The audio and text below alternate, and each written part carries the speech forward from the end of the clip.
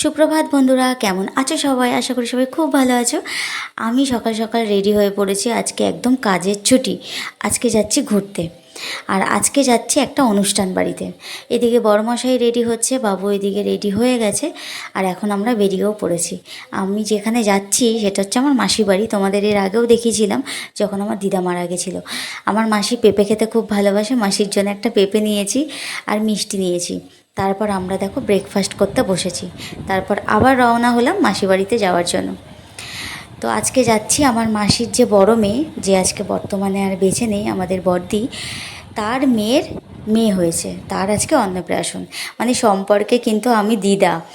হ্যাঁ, যাই হোক, মানে দিদা কথাটার অর্থ মানে আমরা বুঝি খুব বয়স্ক। দিদা মানে একটা খুব বয়স্ক ব্যক্তি, তাই না? তবে না, সেটা নয়।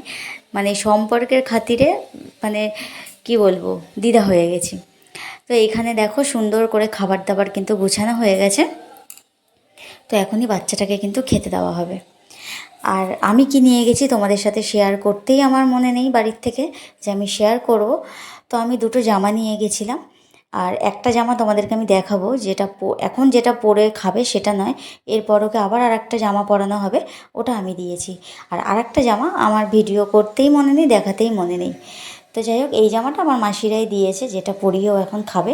এরপর এটা যেহেতু গরম লাগছে, এটা খুলিয়ে আবার আর একটা জামা পরবে, ওটা আমি দিয়েছি। তো আমার মাসির কথা বলতে গেলেই সবার প্রথম যেটা মনে পড়ে আমার মাসির মেয়েদের কথা।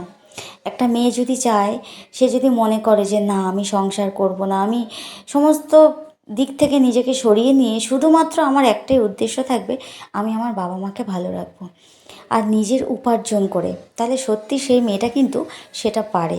কিন্তু কোনো মেয়ে যদি মনে করে, দেখো বন্ধুরা, সব মেয়েরা বা ছেলেরা সবাই কিন্তু চায় যে তার পরিবার, তার বাবা মা সবাই যেন সবসময় ভালো থাকে।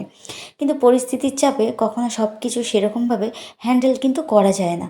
কিন্তু কোনো মানুষ যদি এটা মনে করে যে আমি সব কিছু সাইডে রেখে শুধুমাত্র আমার সামনের যেই দুটো ব্যক্তি, বাবা মা, তাদেরকে ভালো রাখবো আর নিজের উপার্জন দিয়ে, তাহলে সত্যি সেটা সম্ভব।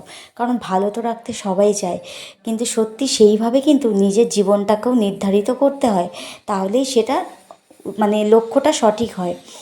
তো এই যে এখন যেই ব্যক্তিটা আমার পিছনে দেখো দাঁড়িয়ে রয়েছে, এটা হচ্ছে সেই দিদি, যে কিন্তু জীবনে বিয়ে থা করেনি, সংসার করেনি, বাচ্চার মর্ম কী সে নিজেও আজ অব্দি সেই সব কোনো সুখই পায়নি। আর এটা হচ্ছে আমার একটা বান্ধবী, অনেক বছর পর দেখা হয়েছে। আর এই যে জামাটা পরা, এটা আমি দিয়েছিলাম।